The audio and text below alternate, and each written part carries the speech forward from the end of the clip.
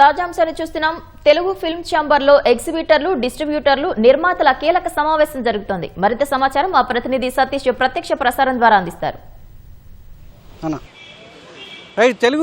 తెలుగు సినీ పరిశ్రమలో ఒక చాలా వివాదమైన అంశం మీద ఈరోజు తెలుగు ఫిలిం ఛాంబర్ కీలక సమావేశం ప్రారంభమైందని చెప్పొచ్చు. ఎగ్జిబిటర్లు జూన్ 1 నుంచి థియేటర్లు బంద్ చేస్తామని చెప్పేసి నిర్ణయాన్ని ప్రకటించినటువంటి నేపథ్యంలో ఇందుకు గల కారణాలు ఏంటి, దీనికి సంబంధించినటువంటి సమస్యను పరిష్కరించేందుకు తెలుగు ఫిలిం ఛాంబర్ ఆధ్వర్యంలో ఇటు ఎగ్జిబిటర్లు, డిస్ట్రిబ్యూటర్లు, నిర్మాతలంతా కూడా సమావేశమయ్యారు. నిర్మాతలు దిల్ రాజుతో పాటు ఏఎం రత్నం, అదేవిధంగా మిగతా అగ్ర నిర్మాతలంతా కూడా నాగవంశి కావచ్చు, సురేష్ బాబు, బెల్లంకొండ సురేష్, ఇప్పుడు ఈ నెలలో విడుదలవుతున్నటువంటి సినిమాలకు సంబంధించినటువంటి నిర్మాతలంతా కూడా హాజరయ్యారు. అయితే గత 2-3 నెలల నుంచి కూడా ఎగ్జిబిటర్లంతా కూడా థియేటర్లో పర్సంటేజ్ విధానాన్ని అమలు చేయాలి, మిగతా రాష్ట్రాల్లో ఏ విధంగా అయితే ఉందో తెలుగు రాష్ట్రాల్లో కూడా పర్సంటేజ్ విధానాన్ని అమలు చేయాలి. ఇప్పుడున్నటువంటి నిర్మాతలు మల్టీప్లెక్స్లో పర్సంటేజ్ విధానంలో థియేటర్ యాజమాన్యానికి డబ్బులు చెల్లిస్తున్నారు. అదే విధానాన్ని కూడా సింగిల్ స్క్రీన్ థియేటర్లో కూడా అమలు చేయాలని డిమాండ్ చేస్తూ కొద్ది రోజుల క్రితం ఇటు ఫిలిం ఛాంబర్ కావచ్చు నిర్మాతలకు లేఖలు రాయడం జరిగింది. దాని మీద స్పందించినటువంటి ఫిలిం ఛాంబర్ చొరవ తీసుకొని ఇటు నిర్మాతలకు, ఎగ్జిబిటర్లకు మధ్య ఉన్నటువంటి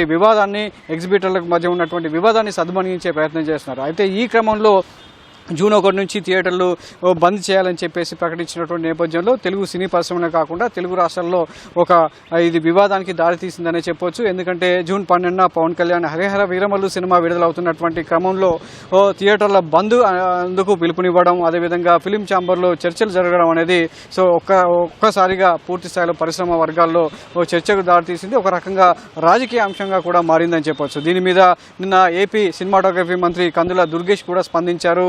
జూన్ 1 నుంచి థియేటర్లు బంద్ చేయాలన్న నిర్ణయం వెనుక ఎవరున్నారు, దీనికి గల కారణాలు ఏంటనేది కూడా ఆదేశించాలని చెప్పి హోంశాఖను ఆదేశాలు జారీ చేయడం జరిగింది. ఈ క్రమంలో ఇప్పుడు జరుగుతున్నటువంటి ఫిలిం ఛాంబర్లో జరుగుతున్నటువంటి సమావేశం ప్రాధాన్యత సంచరించుకుంది. అంతేకాకుండా ఉదయం మరోసారి కందుల దుర్గేష్ సినిమాటోగ్రఫీ మినిస్టర్ కూడా ఎక్స్ వేదికగా స్పందిస్తూ దీనికి సంబంధించి ఎవరైనా ఇలాంటి పరిశ్రమ ఒక తాటిపైకి ఉంటుంది, పరిశ్రమను చిన్నాభిన్నం చేయాలంటే వ్యక్తులను ఉపేక్షించలేదు, దీనికి కారకులను గుర్తించి తగిన విధంగా చర్యలు తీసుకుంటామని చెప్పేసి ఒక హెచ్చరిక జారీ చేశారు. అయితే మొదటి నుంచి కూడా చెప్తున్నారు, సినీ పరిశ్రమకు సంబంధించి ఎగ్జిబిటర్ రంగంలో చాలామంది థియేటర్ యాజమాన్యాలు తాము నష్టపోతున్నాయి, ఆర్థికంగా సినిమాలు ఆడడం లేదు, దానివల్ల ఆర్థికంగా నష్టపోతున్నాం, పెద్ద సినిమాలు వచ్చినప్పుడు మాత్రమే థియేటర్ల వద్ద జనం ఉంటున్నారు తప్ప మిగతా సమయాల్లో అసలు థియేటర్ వైపే ప్రేక్షకులు చూడడం లేదు, అందువల్ల ఆర్థికంగా నష్టపోతున్నాం.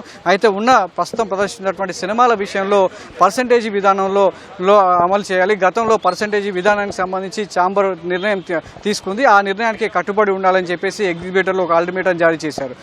థియేటర్లో మొదటి వారానికి సంబంధించి ఒక పెద్ద సినిమా అయితే 70% నిర్మాతలకు, 30% ఎగ్జిబిటర్లకు వాటా ఉండే విధంగా నిర్ణయం తీసుకున్నారు. ఆ నిర్ణయాన్ని ఇప్పుడు ఖచ్చితంగా అమలు చేయాల్సిందే అని ఎగ్జిబిటర్లు పట్టుబడుతున్నారు. దాని మీద ఇటు ఎగ్జిబిటర్లను అటు డిస్ట్రిబ్యూటర్లతోనూ విడివిడిగా ఫిలిం ఛాంబర్ గతంలోనే సమావేశమైంది. సో మరోసారి నిర్మాతలతో కలిసి ఈ సమస్యను ఒక కొలికి తీసుకొచ్చేందుకు ఈరోజు సమావేశాన్ని ఫిలిం ఛాంబర్ ఆధ్వర్యంలో నిర్వహిస్తున్నారు. దీనికి సంబంధించి దిల్ రాజు కావచ్చు, నిర్మాతలంతా కూడా ఇటు మైత్రి రవి, సితారా నాగవంశితో పాటు ఇప్పుడు హరిహర వీరమల్లు ప్రొడ్యూసర్ ఏఎం రత్నం, ఇలా చాలామంది అగ్ర నిర్మాతలతో పాటు తెలుగు రాష్ట్రాలకు సంబంధించినటువంటి ఎగ్జిబిటర్లు, డిస్ట్రిబ్యూటర్లు అంతా కూడా హాజరయ్యారు.